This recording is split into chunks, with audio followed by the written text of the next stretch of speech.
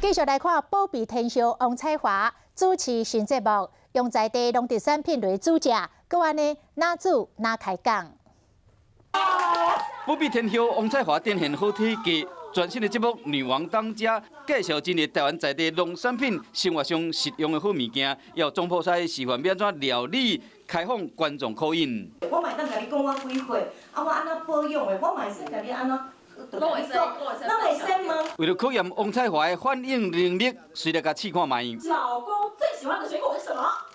柠檬。我觉得可以跟观众有这样子的互动，然后可以跟他们啥物拢会使讲，拢会当开讲。我感觉这是我感觉上欢喜的一件代志。华视应该做这样的节目呢，来呈现这些小农的产品的特色，希望可以藉由这个女王当家。